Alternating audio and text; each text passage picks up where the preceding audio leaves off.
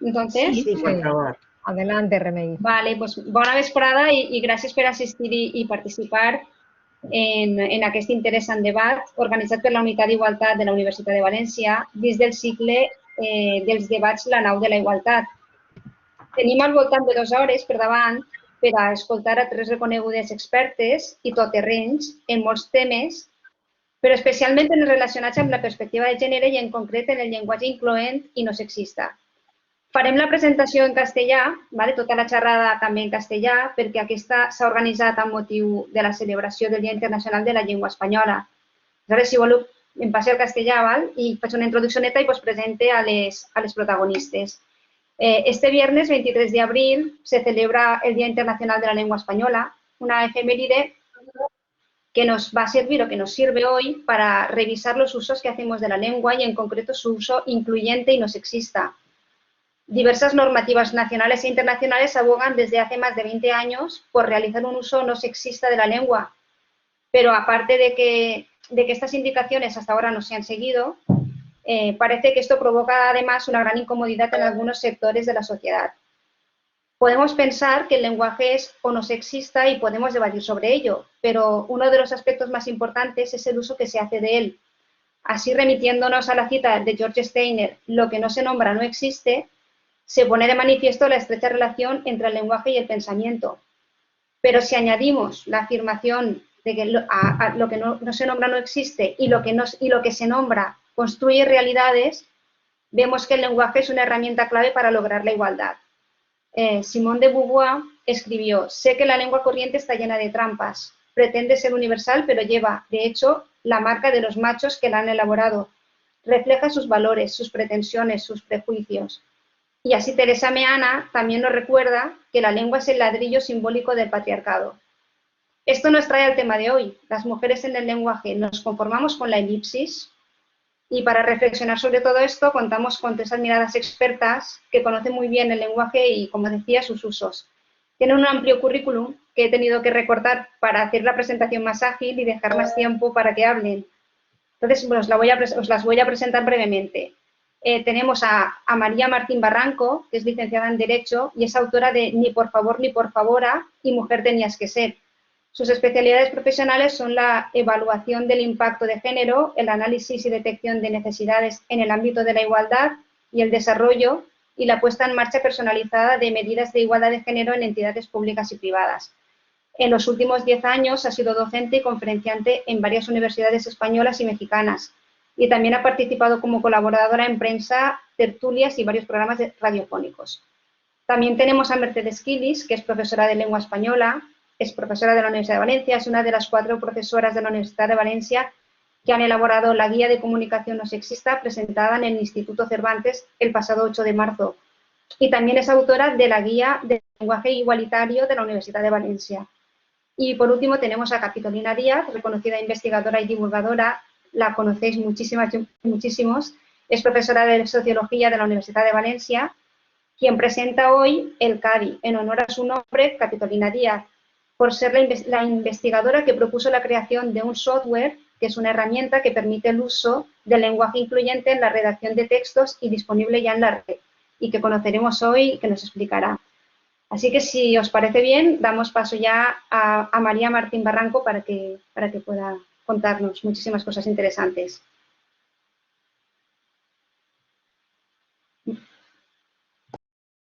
María, de silencia, te está silenciada.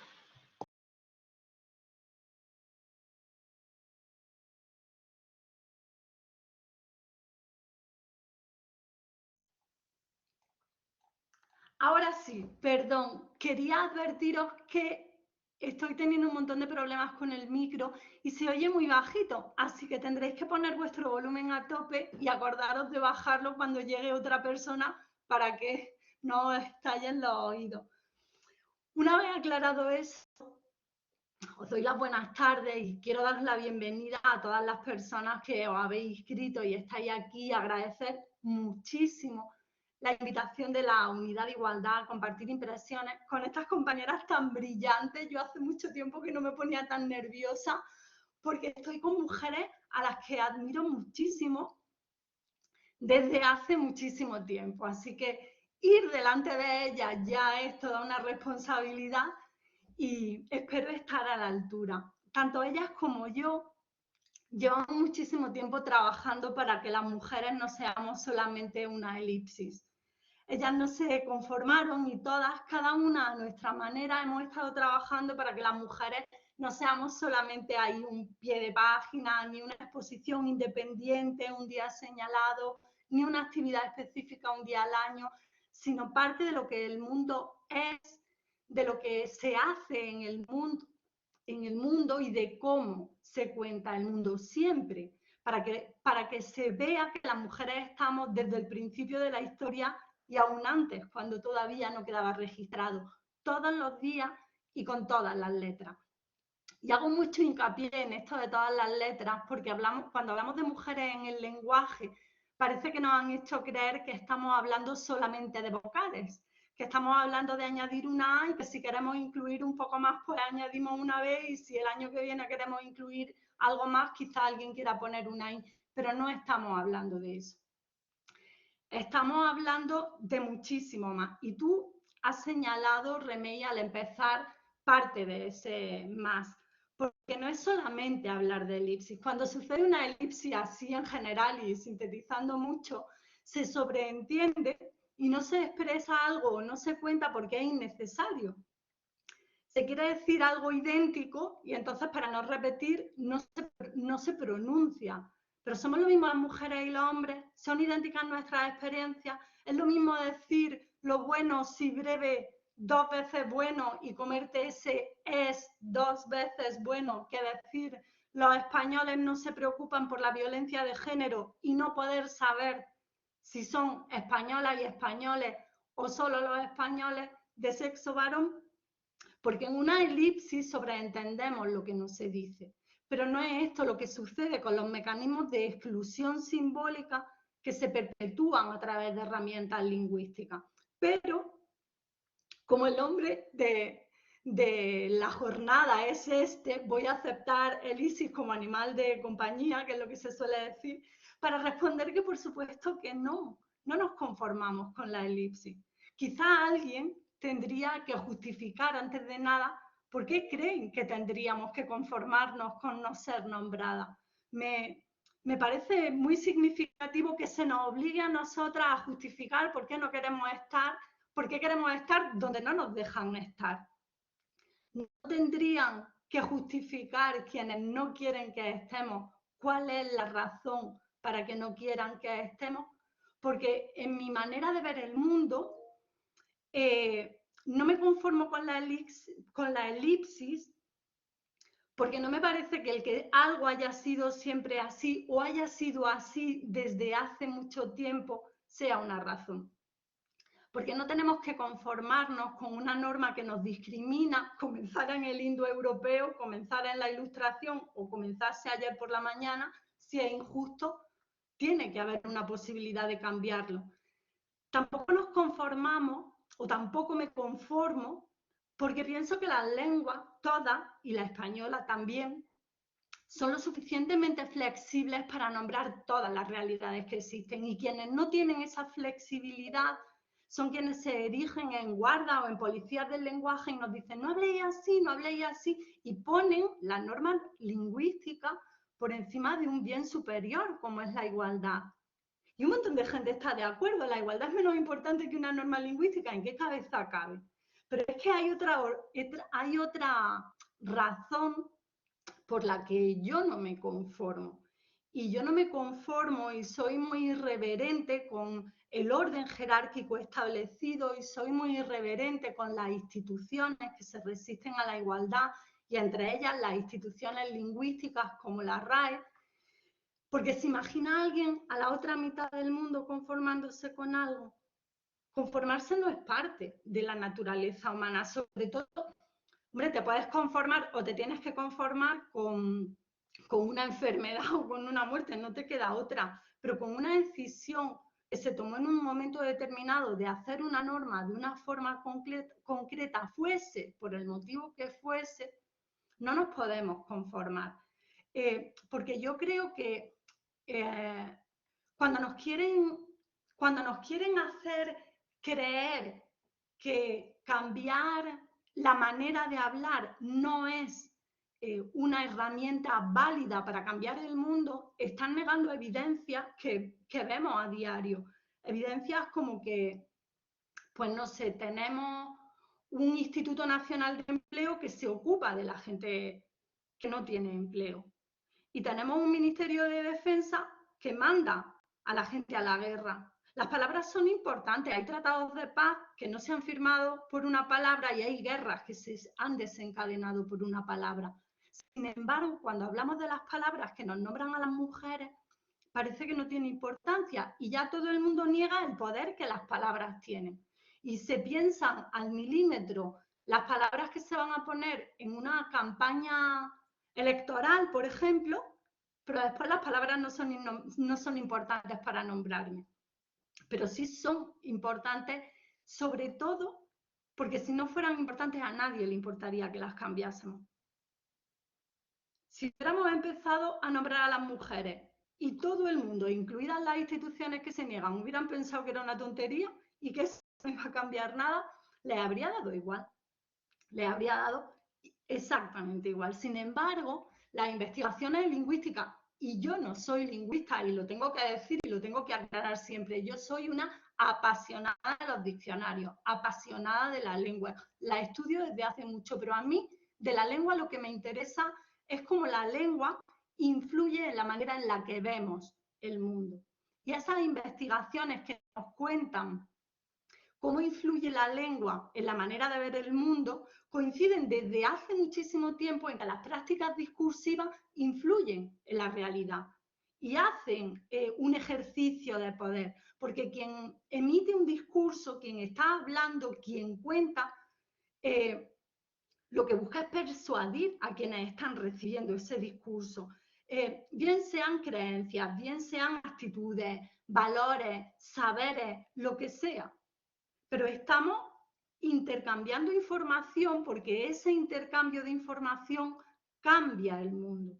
Y esa relación entre el discurso y el poder se da con un control sutil que se ejerce sobre los grupos a partir del lenguaje. Ahora estamos escuchando todo el tiempo hablar de la batalla del relato y la batalla del relato, en el caso del relato que cuenta a las mujeres y a los hombres, la ganó el patriarcado hace mucho tiempo, porque no solamente no nos dejó nombrarnos a nosotras mismas, somos, si acaso somos las nombradas a lo largo de la historia, pero no teníamos la capacidad de nombrarnos a nosotras mismas, nos contaban hombres. Y nos cuentan hombres de acuerdo a sus propios intereses. Así que parece que somos fogonazos en la historia de mujeres brillantes que han aparecido por aquí o por allí, pero no tenemos ese hilo conductor que hace que tengas referentes y que te sientas parte de la historia y que sientas que tienes cosas que decir. A mí muchas veces me da la sensación, con todas las distancias que hay que salvar, me da la sensación de que el masculino genérico, que es una de las formas por antonomasia de exclusión de las mujeres del lenguaje y por lo tanto del imaginario colectivo, son el calladita estas más bonitas que nos dicen cada 2 por 3 en todas partes. Me gusta cuando callas porque estás como ausente, ¿no? Pues eso se ha convertido también en una norma gramatical a la que parece que tenemos que obedecer sí o sí, como si decir el masculino es genérico fuese lo mismo que decir el masculino es el género no marcado y se emplea como genérico, porque lo que se emplea de una forma se puede emplear de otra, pero lo que es no se puede cambiar. Y nos han hecho pensar que el masculino es el genérico, pero no es el caso. Decía Celia Amorós, y no sé si de memoria lo voy a decir exactamente igual, me vaya a perdonar, pero algo así como que he sabido que quien tiene el poder es quien da nombre a las cosas. Y esa es la otra cara de la moneda. Ya no es solamente que nos cuentan cuando quieren, sino que nos cuentan como quieren. Y esa parte del diccionario yo la exploro mucho en mis libros porque me interesa mucho. Porque no es lo mismo decir que el cunilingus es una práctica sexual consistente en aplicar la boca a la vulva, que decir que la felación es una práctica sexual consistente en estimular el pene con la boca. ¿Cómo se nos cuenta a las mujeres y cómo se cuentan las prácticas, las experiencias y las cosas que tienen que ver con las mujeres en los diccionarios? Ya no es solamente el sexismo de la lengua. Esa diferencia sutil entre una práctica sexual que aplica y una práctica sexual que estimula, o un clítoris que no te dicen su función y un pene que sirve para miccionar y copular, porque los clítoris ya sabe todo el mundo que no sirven para nada, eso también es ideología. Y eso también nos aleja de la capacidad de estar representada.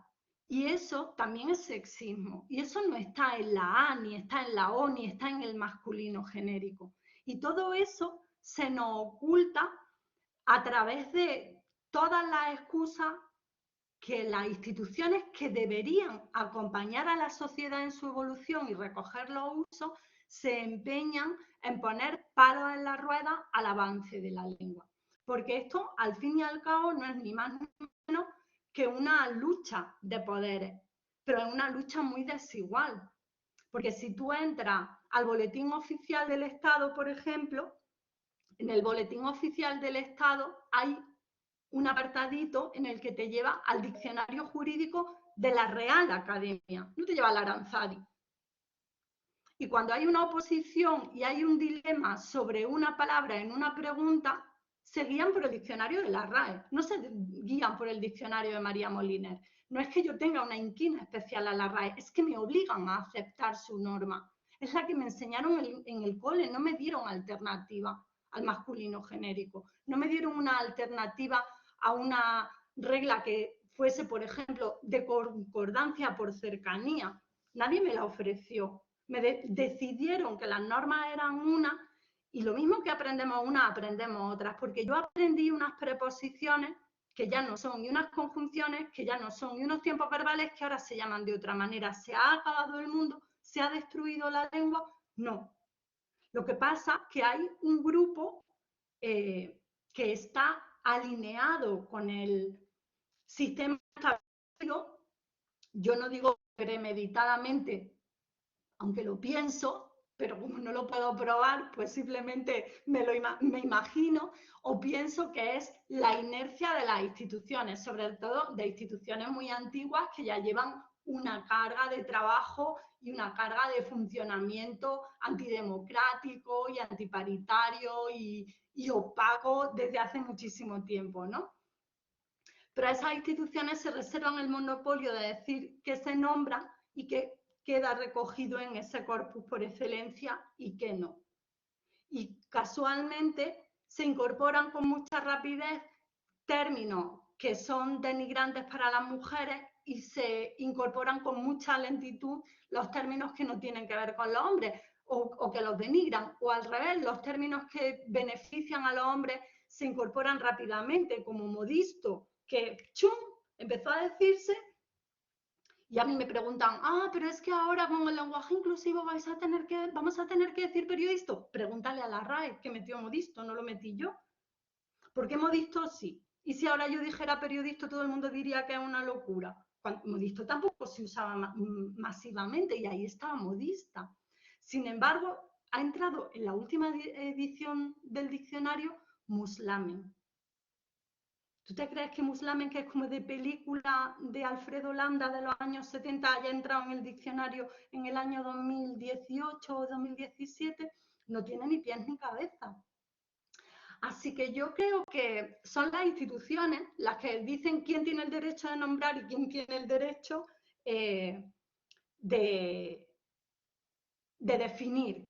Quién tiene la capacidad de nombrar lo que es y quién tiene que conformarse con ser nombrada.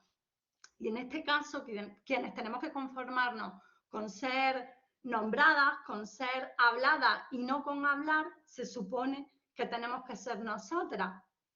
Porque además, cuando hablamos, solamente podemos hablar de lo genéricamente humano, solamente podemos hablar de nuestras experiencias humanas y no de nuestras experiencias de mujeres en masculino genérico.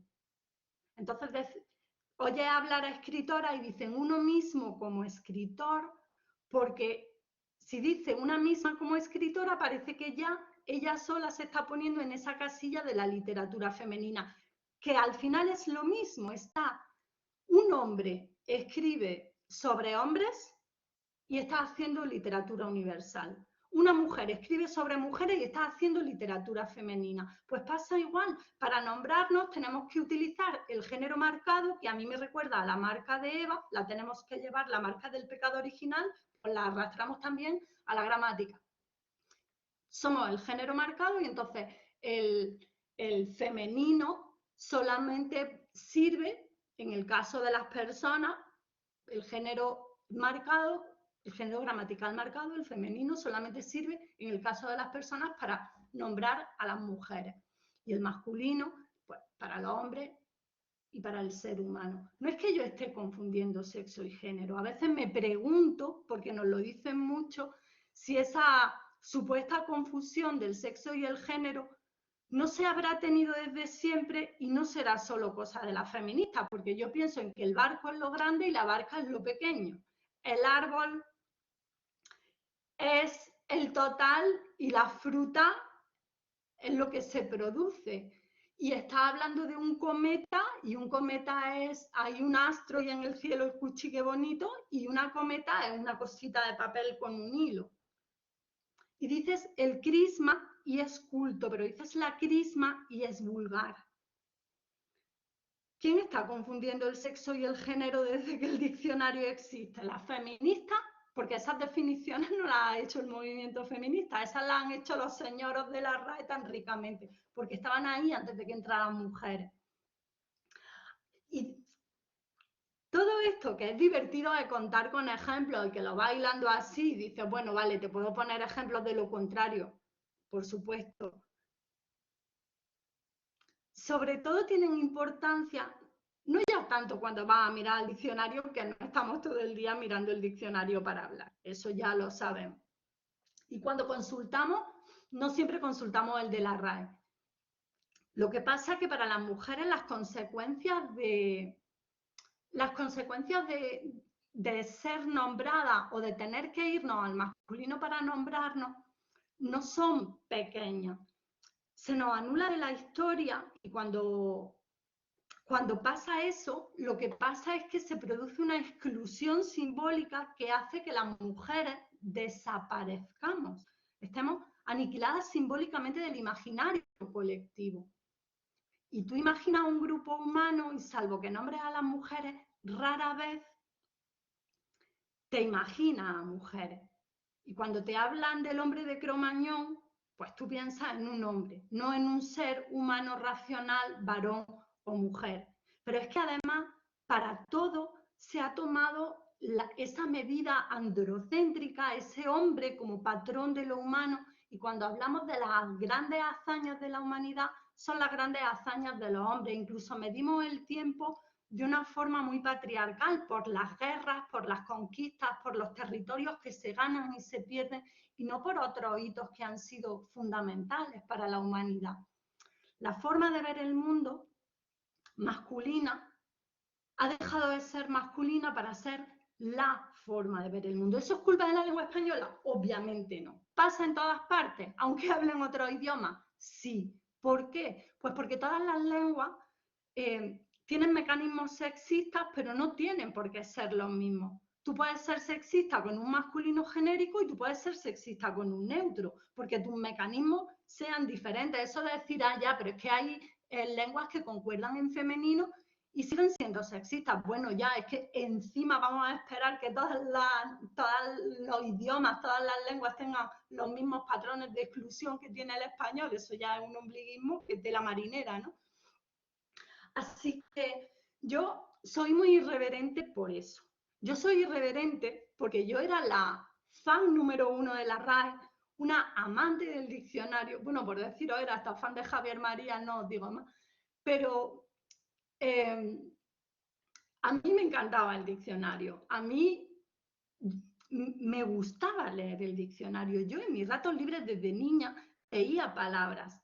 Y cuando empecé a darme cuenta de que el mundo no era exactamente como me lo habían contado, yo me sentí muy traicionada. Y al final mis libros son el despecho de sentirme traicionada, de ver que no me han contado, de que lo que me han explicado era mentira, de que me han contado la mitad del mundo y me han hecho sentirme parte de una mitad del mundo en la que en realidad no estoy.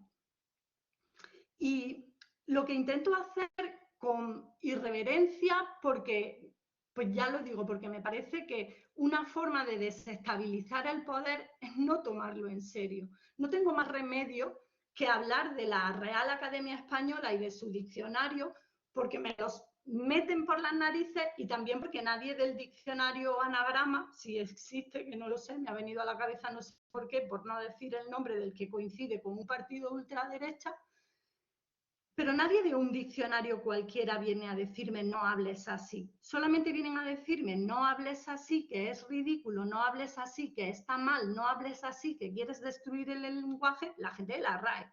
Así que yo solamente quiero ser irreverente con quien me intenta obligar a hablar de una forma en la que no me siento representada. Y estoy completamente segura de que si supieran lo que es el lenguaje inclusivo, tendrían herramientas suficientes para utilizarlo. Lo que no quieren es saber lo que es, porque ya he dicho antes que esto no es cuestión de A, no es cuestión de E, no es cuestión de O, no es cuestión de I, no es cuestión de vocales. Es cuestión de darnos cuenta de que a través del lenguaje se reproducen mecanismos de exclusión. Si tú sabes cuáles son esos mecanismos de exclusión, si tú sabes que a las mujeres se nos oculta, se nos silencia y se nos invisibiliza, si tú sabes que se nos subordina, si tú sabes que se nos trata asimétricamente, si tú sabes que a través de mecanismos lingüísticos se producen esas jerarquizaciones que nos están perpetuando en una posición, en situación de desigualdad en la sociedad, en el momento que sabes cómo excluyes, puedes dejar de hacerlo. Y no tienes que hacerlo simplemente utilizando ese mecanismo que llaman desdoblamiento. Lo puedes hacer con todas las herramientas que la lengua te proporciona y son inmensas. Con lo cual, yo no puedo más que pensar, si realmente dicen que no se puede y se lo creen, ¿qué hacen diciendo que son la autoridad? Si saben que se puede hacer y nos dicen que no se puede, están mintiendo. ¿Qué hacen en una posición de autoridad? Así que esa manera de intentar convencernos de que su diccionario, de que su forma de ver el mundo y su forma de contar el mundo no tienen ideología, decirnos que queremos ideologizar el diccionario cuando lo que queremos es expurgarlo del machismo, desideologizarlo porque ya está impregnado de una ideología machista. A las personas que alardean de su conocimiento y ridiculizan las propuestas, solamente podemos decirles que no lo están haciendo desde una asepsia científica, sino desde un rechazo ideológico, y que el debate ideológico es bueno y es sano, pero tendríamos que tener ese debate. No nos pueden obligar a conformarnos. Tienen que, al menos deberían de tener la decencia de escuchar y hablar no sobre lo que creen que decimos, sino sobre lo que realmente decimos. Y no tomar no sé cómo decirlo,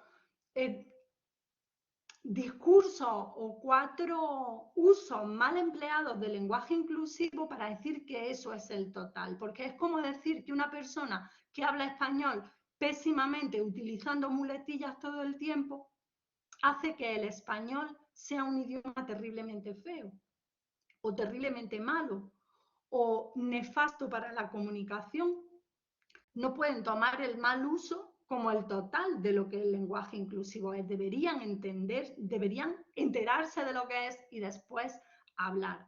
Y estamos en una semana, y con esto ya casi estoy terminando porque veo que se me va el tiempo, en el que hemos tenido 2 polémicas lingüísticas en muy pocos días. Una en Andalucía con un libro de historia que tenía una pésima utilización del lenguaje inclusivo, que lo único que hacía era utilizar la flexión de género masculina y femenina, además anteponiendo el masculino sistemáticamente, con lo cual no sé qué clase de no sexismo era ese. Y también como una ministra acabando palabras con vocales en cascada, aunque curiosamente una cascada que también tenía un orden muy concreto, el masculino, el femenino y el supuestamente neutro, con lo cual tanto ese libro con un mal uso como esa cascada de vocales eran un mal uso porque seguían priorizando el masculino, seguían sin saber cuál era el objetivo, y el objetivo era hacer visible en un caso a las mujeres y en el otro caso a las mujeres y además a personas que no se sienten identificadas con ninguno de los dos sexos tradicionales. Estemos o no estemos de acuerdo con esa clasificación, que eso es otro debate. Pero lo que ha quedado claro aquí es que en este país prácticamente nadie sabe qué es un lenguaje no sexista, qué es el lenguaje inclusivo, en qué se diferencian, y que se puede ser inclusiva o inclusivo con una categoría o con un colectivo excluyendo a las mujeres y por tanto siendo sexista. Se puede ser sexista sin hacer una inclusión. Y os voy a poner un ejemplo con la palabra matrimonio en el diccionario. La palabra matrimonio en el diccionario, en su primera acepción es, lo estoy diciendo de memoria, pero la idea es esta, ¿no? La primera acepción es que es la unión legal entre un hombre y una mujer y Ah, pues nombra a los hombres, nombra a las mujeres, pues muy bien, no es sexista, ¿no? Vale, pero está discriminando a las personas del mismo sexo porque no las nombra, ¿no? Porque no siempre el matrimonio es entre un hombre y una mujer. Ah, pero hay una segunda acepción. La unión en algunas legislaciones empieza, en algunas legislaciones, como diciendo, hay gente extraña por ahí. Y después aclara, en algunas legislaciones, unión legal entre personas del mismo sexo. Si has cambiado la definición, ¿qué trabajo te cuesta poner una sola acepción que sea unión de dos personas? ¿Por qué tienes que poner en primer lugar lo normal y en segundo lugar y con una aclaración previa lo que no te parece tan normal? Perdieron una oportunidad de oro. ¿Por qué? Porque no lo ven, porque no lo saben, porque no son capaces de apreciar ahí dónde están excluyendo, porque no era necesaria hacer esa diferencia. Pasa igual, tú imaginad que decís las minusválidas y los minusválidos. ¡Ay, mira qué inclusiva! ¡Ay, mira qué inclusiva! Pues perdona, pero no. Porque la palabra minusválida y la palabra minusválido no se utiliza porque es muy denigrante. Estarás desdoblando, o lo que se entiende por desdoblar por la RAE. Pero estás siendo una persona absolutamente discriminatoria con las personas con discapacidad. Ah, pues voy a decirles minusválidas y así incluyo a todo el mundo. Pues mira, estás siendo sexista y además estás atentando contra las personas con discapacidad. Ya ha utilizado una E. La gente no entiende, la gente no lo diferencia porque nos han estado repitiendo como un mantra una y otra vez que esto va de vocales. Como no va de vocales, y como no queremos seguir perpetuando un mundo en el que los hombres, los niños aprenden que tienen derecho a ser nombrados y las niñas no aprendemos que tengamos ese derecho porque por ahora no lo tenemos, como seguimos en un mundo en el que lo masculino se ve como lo genéricamente humano y las mujeres somos lo que hay detrás, y por eso las medicinas se estudian básicamente en hombres, y cuando se prueban los cinturones se prueban en un maniquí de hombre, y cuando se prueba un airbag en un choque se prueba en un maniquí con un peso de hombre, y después las mujeres tenemos accidentes y es peor. Yo creo que ese es también un motivo para no conformarnos con la elipsis, pero sobre todo porque cuando hablamos de nombrar no se trata de seguir una norma, se trata de querer, de tener el deseo de no discriminar, y eso es lo único que un libro, una guía no nos pueden enseñar. El querer mejorar el mundo lo tenemos que traer de serie o no, y si lo traemos no nos conformamos. Muchas gracias, María, por tu concreción y por tu rapidez y por haber cumplido el tiempo. Súper interesante y estaremos escuchándote toda la tarde, si no tuviéramos limitación de tiempo. Ahora vamos a dar paso a Mercedes Quilis. Cuando quieras. Pues nada, muchas gracias. Sí, estaríamos escuchando a María todo el tiempo. Esa es la verdad, porque nos lo cuenta todo de una forma fantástica. Bueno, yo también quiero daros las gracias a todas por esta invitación y por la confianza que tenéis siempre en los trabajos que hacemos el Grupo de Valencia.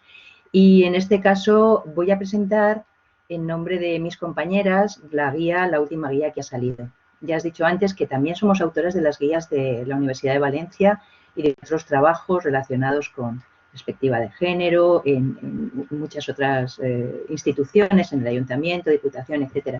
Y hoy lo que vamos a hacer aquí es, voy a compartir con vosotros y vosotras ahora vale, voy a compartiros una presentación, a ver, para que podáis seguir un poco lo que vamos a hacer.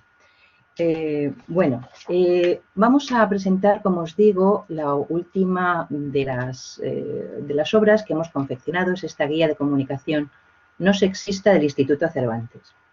Como sabéis, el Instituto Cervantes es una institución pública que se creó en 1991 y que corresponde al Ministerio de Asuntos Exteriores.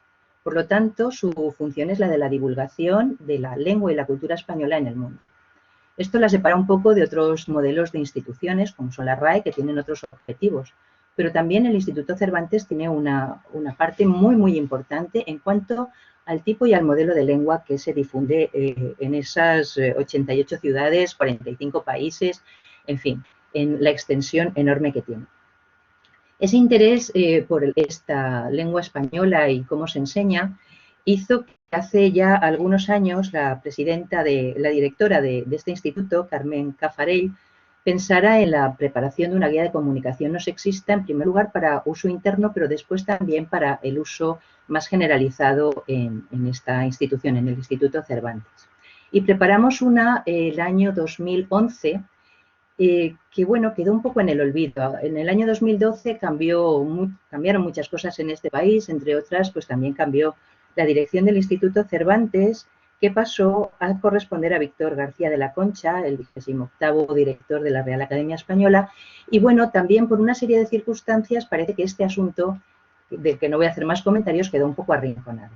Recientemente, sabéis que en estos momentos es Luis García Montero, el director del Instituto Cervantes, y él y todo su equipo vieron que era el momento de volver a tomar esta guía de comunicación no sexista, 10 años después. ¿Por qué 10 años después? Porque 10 años es mucho tiempo. Y en cuestión de lenguaje, y en cuestión de sexismo en el lenguaje, y en cuestión de igualdad, es muchísimo tiempo. Las cosas han cambiado mucho. Como dice María, hay ya un movimiento social, una percepción social que hace que no pueda verse igual las cuestiones del empleo y del uso del lenguaje no sexista. Por otra parte, hay una legislación que soporta este uso de un lenguaje no sexista, no discriminatorio, y es necesario que se aplique y que se implemente en todas las instituciones.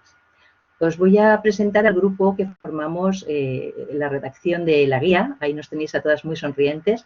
Andrea, Mercedes, Marta y Marta Pilar. Nos coordinó Antonio Briz, de Tecnolingüística, que es a quien encargaron la guía. Y bueno, pues no me van a dejar mentir porque además están entre el público y si digo algo que no toca, pues luego lo dirán. Bien, ¿cómo nos hemos planteado esta guía? Bueno, había un objetivo principal. No quería ser un manual al uso y no quería ser un elemento digamos, prescriptivo. Lo que queríamos era ofrecer pautas y sugerencias, como tenéis aquí, para lograr un trato más igualitario. El objetivo que genera cualquier tratado que se ocupe de estas cuestiones del lenguaje. Tuvimos un criterio desde el principio, que era armonizar la norma gramatical, esa norma de la que nos ha hablado María, esos elementos que aparecen en los diccionarios, lo que todos conocemos como lo que se debe, lo correcto, lo incorrecto, con el fenómeno genérico del lenguaje. El lenguaje tiene que atender a la coherencia textual, lo tenéis aquí, al contexto de situación, a los ámbitos o a los géneros discursivos, Así que superamos la barrera de lo correcto y lo incorrecto y pasamos a atender a lo preferido, lo posible, lo aconsejado o lo más adecuado, e intentamos casi siempre dar varias posibilidades. Como veis, el libro está lleno de cuadros en los que ofrecemos en lugar de, o en vez de expresarlo así, y damos varios niveles de sugerencias para que quien está empleando o quien lo está leyendo vea cuál es la que siente como más natural y más cómoda en la cuestión de la adecuación del lenguaje. Además, teníamos un planteamiento previo. El grupo de redacción somos todas lingüistas, somos todas filólogas, todas doctoras en filología. Entonces, el planteamiento inicial era plenamente lingüístico, no en principio, y como pusimos desde el comienzo, no por principios, creíamos que no se podía considerar que todo masculino genérico era sexista. Y tampoco que todo desdoblamiento, como se ha dicho hasta la saciedad, era demencial. Así que lo interesante era ver cómo se comportaban esos masculinos y esas formas de expresión en diferentes contextos. Aquí los tenéis, en diferentes ámbitos, géneros discursivos, canales comunicativos, registros, fines comunicativos, y también a las personas que participaban de esa situación contextual. Así que ni toda forma masculina genérica es sexista, ni todo uso desdoblado es no sexista. Lo ha dicho María, ha puesto ella perfectamente esos ejemplos. En realidad, fijaos, es sexista, por ejemplo, que se utilice un término masculino cuando el referente es femenino. O sea, es sexista decir que presidente se tiene que utilizar para nombrar a una mujer, sea quien lo pide, una mujer o sea un hombre. Una mujer se pide llamar presidente o cuando un hombre llama presidente a una mujer. Y es, por otra parte, no igualitario o no representativo que se use un femenino, un masculino genérico cuando a quien se está refiriendo es a mujeres. Teníamos un ejemplo muy bueno porque la Academia Sueca galardonó a los químicos que desarrollaron un método para editar el genoma humano, y así venía anunciado, y a continuación decía: las dos investigadoras, una francesa y otra norteamericana, reciben el Nobel por las tijeras genéticas. Bueno, ahí había un salto tremendo porque se estaba nombrando a dos en este caso químicos, pero en realidad eran dos mujeres. Como veis, no todo elemento es el mismo. Y por último, y para terminar con esta presentación, la novedad de nuestra guía era que, además de este ámbito discursivo, trabajábamos la imagen, como veremos un poquito más adelante. Así que, bueno, los contenidos generales, como veis, se argumentan o se estructuran en estas cuatro partes. El género y el sexismo en el nivel léxico, gramatical, léxico, en el discurso y en la imagen. En todos los casos hemos intentado, y voy a contarlo con un poquito de rapidez y luego, si queréis, volveremos sobre algunas cuestiones relacionadas con ellas. En todos los casos hemos intentado centrarnos en las alternativas y las posibilidades que tiene el lenguaje en un uso siempre coherente, natural, no forzado, porque para eso somos lingüistas y para eso, como ha dicho María, la lengua tiene muchísimos recursos. En la primera parte, el género y el sexismo lingüístico en el nivel gramatical, atendimos a las formas lingüísticas en sí mismas. Por eso trabajábamos las posibilidades que había para evitar esos usos ambiguos o propiamente sexistas en la lengua española, siempre referidas a las actividades de las mujeres y también referidas a la formación, en este caso, del femenino. La formación del femenino, esto es la gramática del femenino, pues efectivamente desde tiempos, desde nuestra más tierna infancia, cuando empezamos a estudiar la gramática del español, aprendemos que hay una serie de correspondencias entre formas masculinas y femeninas. Esas correspondencias tienen ciertas variaciones, pero esa es la norma gramatical y las aprendemos así. ¿Qué ha pasado? Bueno, con el paso del tiempo, esas formas se han visto modificadas. Muchas de ellas aparecían con una terminación exclusivamente en masculino y se empleaba el artículo femenino para convertirlas en femeninas. Por ejemplo, abogado, el abogado, la abogado y ahora ya la abogada. Bueno, nos preocupamos por estas cuestiones y en la segunda parte, todas las que tienen que ver con la formación gramatical del género en español y todo lo que se ha avanzado y lo que se ha incorporado. Y en la segunda parte trabajamos las cuestiones del masculino genérico, que, como sabéis, forma gramatical totalmente objeto de batallas dialécticas, ideológicas, lingüísticas y de todo tipo, porque es un procedimiento, y lo sabemos, de discriminación lingüística, y es, por lo tanto, empleado de forma discriminatoria.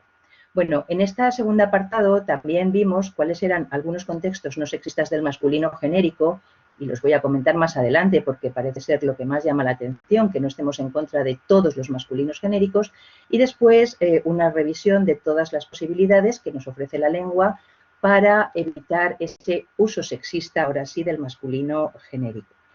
En todo caso, como os digo, las soluciones sugeridas para evitar ese sexismo lingüístico o esa ambigüedad, porque muchas veces existe ambigüedad, intentaban ofrecer soluciones naturales y coherentes y también a ver cuáles eran las formas más extendidas entre hablantes y, sobre todo, intentar evitar formas pues muy forzadas. Vais a verlo con algunos ejemplos. Como os digo, pues creemos que es necesario sustituir el masculino genérico en un lenguaje igualitario cuando sea discriminatorio, pero a veces los desdoblamientos provocan exceso de información. Eso también lo acabamos de oír. No es recomendable tampoco eliminarlo sistemáticamente en todos los casos sin una valoración previa, porque entonces tenemos el manual de historia de la Comunidad de Andalucía. O sea, puede generar oraciones inaceptables. Y, bueno, cuando a veces se eliminan o se cambian, quien está oyendo ese mensaje pues puede plantearse si hay realmente alguna diferencia reseñable entre mujeres y hombres mencionados. En cualquier caso, y sea cual sea la situación, siempre pueden emplearse circunloquios u otras formas para evitarlos. Fijaos que tenemos ese problema con los grupos mixtos compuestos por hombres y mujeres, como ya ha comentado también mi compañera María, cuando decimos los escritores españoles están bien valorados en Hispanoamérica, o los españoles pudieron votar en las elecciones, bueno, si fueron las del año 31 seguro que sí, pero si decimos pudieron votar en las elecciones no sabemos si esos españoles son hombres o mujeres, o los españoles pueden servir en el ejército. Todas estas oraciones pueden parecer o no sexistas, depende del contexto y del momento de su utilización, como os digo. Bueno, nos suelen preguntar que cuándo no hay que sustituir el masculino genérico. Desde hace ya bastantes años, algunas compañeras lingüistas establecieron una serie de criterios para valorar esas posibilidades. Fijaos, aquí os he puesto resumiendo algunas de las que tenemos. Cuando se trata de asociaciones, siglas, rótulos, avisos o expresiones, muchas de ellas están estandarizadas. Sabemos que hoy en día nadie hablaría de asociación de padres de alumnos, sino asociación de padres y madres de alumnos. Este criterio también ha ido cambiando. Parece redundante cuando las personas que intervienen en una actividad ya están mencionadas con sus nombres y apellidos. Marta Alberola y Antonio Brizna son la coordinadora y el coordinador. Parece un poco extraño que tenga que nombrarse de forma separada. También cuando se hace referencia a personas no especificadas mediante cuantificadores. Puede resultar chocante que ese millón de latinos haya que especificar que son niños o niñas. Bueno, hasta el momento parecería un poco excesivo, una información excesiva. También muchas veces cuando se habla en oraciones hipotéticas de futuro, cuando no se sabe quién va a ocupar determinado elemento o determinada actividad, se puede utilizar un masculino genérico. Y por último, tenemos algunos problemas en referencia a personas que representan o que son prototípicas y que se suelen utilizar en masculino singular. Como vemos aquí, no se invitó a ningún actor al estreno de la película, entendiendo el conjunto. Bueno, podemos ver que varias posibilidades, no sin ningún actor al estreno de la película, ese actor o actores se entienden como personas representativas y esto ha sido así hasta hace poco. Como os digo, siempre hay alternativas. Podemos hablar de que un desdoblamiento no cuadraría demasiado bien aquí. Como veis, indica que hay una diferencia entre los géneros. No se invitó a ninguna persona actriz, es imposible, inaceptable. No se invitó al equipo actoral o al equipo de artistas al estreno, también es una alternativa, pero generalmente y de forma natural la gente diría ni actores ni actrices fueron invitados al estreno con otras perspectivas. Bueno, ¿por qué os contamos todo esto? Porque nuestro manual realmente trabaja con las alternativas y con las alternativas que tienen en cuenta toda la producción de la norma del español que ha generado la Academia y las asociaciones de la lengua española de todo el mundo. Así que hemos tenido en cuenta todo lo que se ha dicho desde el año 2012, cuando Ignacio Bosque trabajó con su informe de sexismo lingüístico y visibilidad de la mujer. Después de eso han corrido ríos de tinta.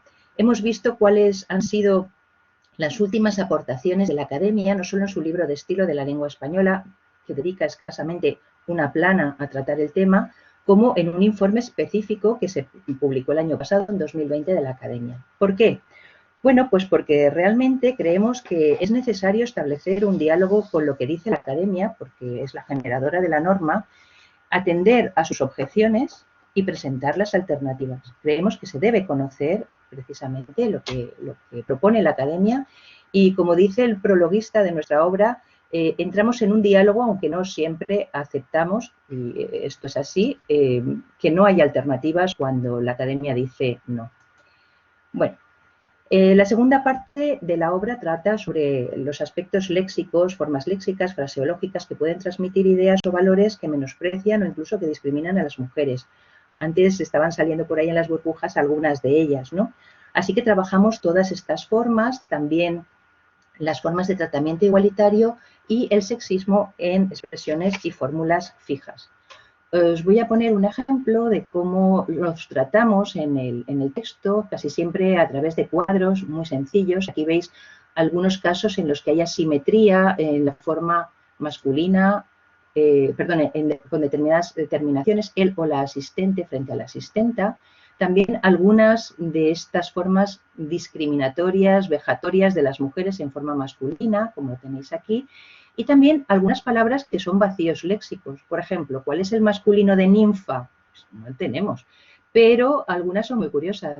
El masculino, perdón, la forma femenina o la forma equivalente para mujeriego, dice la RAE que sería hombreriega. Yo esto no lo he oído nunca. No sé si alguna de las presentes lo habrán oído. Yo creo que lo contrario a mujeriego pues lo hemos llamado como devora hombres o algo por el estilo, pero desde luego no siempre de esta forma. Por último, también trabajamos en esta parte todos los términos que se han ido incorporando. El diccionario de la academia tarda mucho en recoger formas que, como vemos, están vivas en la lengua desde muchos años antes. El caso de obispa ya estaba recogido, entre otros, por el diccionario del español actual de Seco, Andrés y Ramos, que se publicó en 2011, o en el Usos y dudas del español actual de Martínez de Sousa. La propia Fundeu, que es la parte más visible de la academia, ya recogía en 2011 que obispa era mejor que obispo. El año pasado una obispa, la de Washington, cargó contra Trump, pero en el diccionario ayer, de donde saqué esto, seguimos teniendo obispo solamente en su forma masculina. Bueno, hemos recogido todas estas formas. De la acepción morcilla grande no voy a decir nada de momento. Por último, en el tercer apartado trabajamos el discurso. Ahí en los dos últimos bloques de la guía es donde realmente nuestra guía se diferencia de muchas otras. Ocupan más de la mitad de la obra y desarrollan ese uso adecuado del lenguaje igualitario en ese nivel del discurso y en ese nivel comunicativo. Como lo veis, nos basamos en una serie de criterios básicos de coherencia y hacemos recomendaciones para todos los ámbitos en los que se tenga que utilizar de esta forma el lenguaje. Las recomendaciones que ofrecemos varían dependiendo del tipo de mensaje de los discursos, tanto orales como escritos, y cualquier solución que ofrecemos pues tiene que entenderse como natural y coherente. Realmente estas son las variaciones. Voy a enseñaros los criterios sobre los que hemos trabajado. Por una parte, los que tienen que ver con la pertinencia de desdoblar o no en el discurso o utilizar otras fórmulas, pero básicamente desdoblar sobre longitud del mensaje, personas afectadas, la posición del elemento personal en el discurso, el tipo de texto, o las profesiones, cargos y títulos de personas. Y además, una vez establecido esto y analizadas todas esas posibilidades, vemos cuáles son las alternativas al masculino genérico. Y las analizamos a partir de textos. Damos posibilidades como adecuado, más recomendable, como os decía antes, un conjunto de formas. Creo que se ve muy bien en la diapositiva que os he preparado. Esta es la del criterio 14, la más difícil, que consiste en buscar otra construcción sintáctica para evitar ese masculino genérico en la composición del discurso. Esto es lo más complejo de hacer, combinar todas esas posibilidades que tiene la lengua. En una parte tenéis en cuadros rojos lo que se suele utilizar de forma incorrecta porque no es igualitaria en este caso como masculino, y todas las modificaciones que se hace en un texto se pueden hacer como desdoblamientos, sustituciones, omisiones. Si no lo veis bien, a lo mejor podríais ampliarlo un poquito. Apelaciones directas, evitar las referencias personales, etcétera, etcétera. O sea que todo esto es lo que hacemos y ofrecemos multitud de ejemplos y de trabajos sobre textos. Y paso ya a la última parte, a la parte más novedosa de nuestro trabajo. Ya estaba en el año 2011, pero le hemos dado una vuelta completa. En esta parte se incluyen, por una parte, estrategias para un trato igualitario en el uso de la imagen, porque muchas veces el valor sexista o no igualitario no está en sí en la imagen, sino en el texto que acompaña a la imagen, y muchas veces en la combinación de los dos. Ese análisis permite evaluar cuando un discurso con imágenes puede ser interpretado como sexista y cómo evitarlo.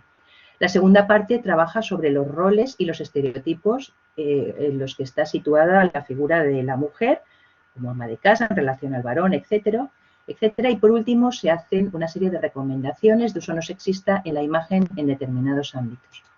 También hemos traído algunos ejemplos, porque todo esto pretendemos que se pueda aplicar a documentos de publicidad, a páginas electrónicas, a logotipos, etcétera, etcétera. Hemos trabajado con mucha imagen. Aquí tenéis simplemente una para que veáis cómo cambia la historia de la primera de ellas a la segunda. Hemos trabajado también con imágenes que representan a la mujer como profesional, ejerciendo algunas profesiones.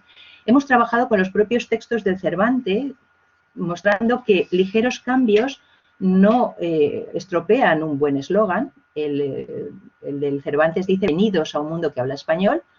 Simplemente trabajando con os damos la bienvenida a un mundo que habla español, pues podríamos modificar esos usos, y algunos otros que tienen que ver siempre con datos que hemos obtenido de asociaciones o instituciones que denunciaban el sexismo en los medios de comunicación, publicidad, etcétera. Aquí tenéis dos, ¿no?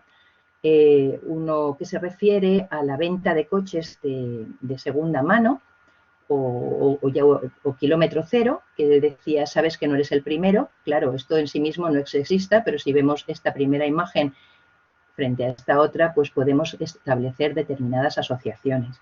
O esta otra que era de tarjetas de crédito, tarjeta de crédito que decía: una tarjeta hecha por mujeres y para mujeres. La verdad es que no tenía ninguna motivación. Las ventajas era que te daban 200 euros y te robaban el bolso, y que tenías un manitas para hacer cosas como fontanería, electricidad, etcétera, las 24 horas. Como veis, además, la imagen siempre estaba orientada pues a flores, calzado, etcétera, etcétera. Bueno, básicamente hemos trabajado muchísimos anuncios para ver esas combinaciones y la inadecuación del lenguaje y la imagen. Y también en este caso hemos dado algunas alternativas. Aquí las tenéis. En lugar de usar, y siempre intentando que esas imágenes fueran igualitarias. Nuestra obra, y con esto concluyo ya, creo que voy un poco justa de tiempo, se remata con 3 grupos de índices, uno de formas lingüísticas. Os he traído solamente aquí para que veáis que recogemos todas, ¿no? Las que están con asterisco las consideramos inadecuadas. Abogado, abogada frente al abogado, o al menos con alguna observación que hacer. También hemos trabajado un índice temático en el que se comentan todos los elementos que aparecen en el texto, desde el machismo femenino, eso sería decir la presidente, ¿no?, hasta el mansplaining y otras similares. Y por último, un anexo de profesiones. En este caso, el anexo de profesiones recoge todas las variantes. Como veis, os he vuelto a poner aquí obispo, obispa, no se recoge en el diccionario, pero desde luego la hemos comentado en el texto. Seguramente vamos a aprender muchísimas cosas más con la aportación de Capitolina respecto a este anexo de profesiones. Básicamente en eso consiste nuestra guía. Ha pretendido ser, tiene una bibliografía, pretende ser una guía algo distinta, como veis, en la que se aúnen lo que se debe entender por lenguaje. El lenguaje no es solo gramática. no es exclusivamente gramática, el lenguaje es muchísimas más cosas. Es situación, es contexto, es uso, y todo eso debe completarse u observarse de forma global si queremos conseguir una comunicación no sexista. Y nada más, luego si queréis comentamos más cosas. Muchas gracias. Muchas gracias, Mercedes. También perfecta el tiempo y muy clara. Y una guía súper interesante para seguir, vamos, para tenerla del libro de cabecera. Por lo menos, en mi caso, que soy periodista, vamos, fundamental. Así que muchas gracias. Un apartado para medios de comunicación, Remey. Perfecto, perfecto. Que lo necesitamos, ¿eh? Lo necesitamos muchísimo. Vale, muchas gracias. Sí, a ti. Antes de dar la palabra a Capitolina Díaz, nuestra compañera Pau pondrá un vídeo, ¿vale? De 3 minutos que se ha preparado para explicar el software en qué consiste. Así que, Pau, cuando quieras.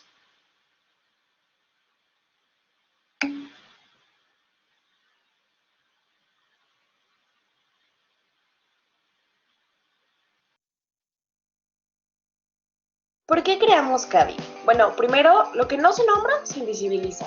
Por ejemplo, supongamos que llegas a algún lugar y hay un grupo de hombres y de mujeres y los saludas a todos. ¿A quién estás dejando fuera? ¿A quién no estás nombrando? ¿A quién te estás dirigiendo?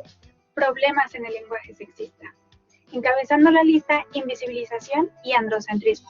¿En qué consisten? En que nombras al masculino como si fuera universal y entonces no reconoces la pluralidad de personas. Te damos 2 ejemplos. Los ingenieros dominan las matemáticas. ¿Dónde están las ingenieras? ¿Acaso las ingenieras no dominan las mates o acaso nuestro lenguaje invisibiliza? Seguro has escuchado, en clase de ciencia, hablar de la evolución del hombre a lo largo de la historia. Bueno, ¿qué pasa con las mujeres? ¿No había, no evolucionaron o simplemente no estamos nombradas en la historia? Estereotipos y discriminación. Es cuando se identifica a hombres y mujeres en acciones tradicionalmente asignadas y o con sentidos ofensivos.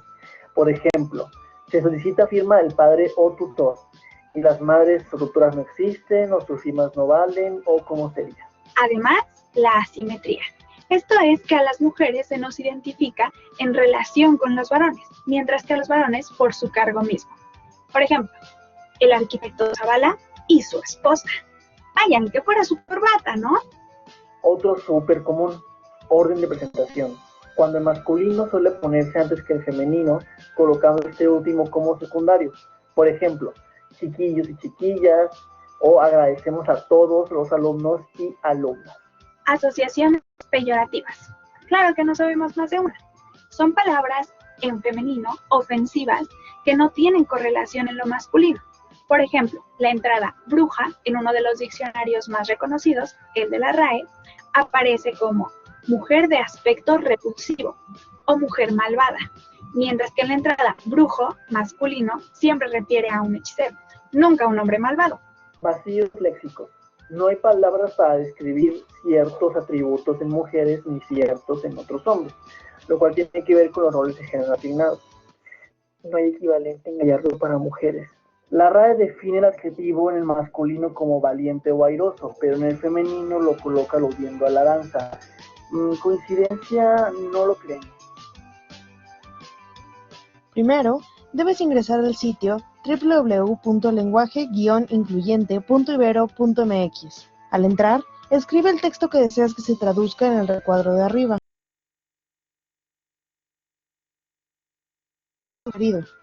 Si alguna sugerencia no te convence, puedes dar clic en Sugerencias y te dará más opciones para reemplazar la palabra. Puedes editar y copiar el texto sugerido e incluso enviar sugerencias a las personas administradoras a través del recuadro, sugerir una corrección. También puedes compartir CADI en distintas redes sociales dando clic en la que desees. Esperamos que esta herramienta sea de utilidad para ti. Aunque se ha dicho que es correcto utilizar el masculino desde la lingüística, desde la semántica vemos que es muy confuso, pues implica solo nombrar a los varones. Además, se trata de una cuestión ética y política. Cuando no usamos lenguaje incluyente, no nombramos la diversidad que existe y además podemos perpetuar discriminaciones.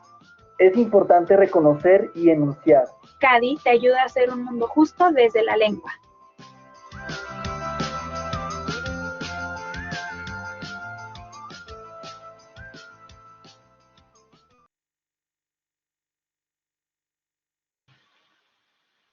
Bueno, creo que nos hemos perdido el final del vídeo, al menos yo, pero creo que ha quedado muy claro, que funciona como, bueno, como un software, como un traductor o corrector, tipo traductor de Google o Apertium o cualquier otro SALT, ¿vale? Pero en este caso para el lenguaje inclusivo o incluyente y no sexista.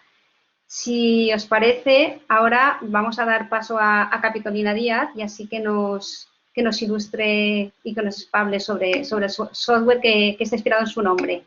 Capitolina, cuando quieras. Muy bien, pues muy buenas tardes.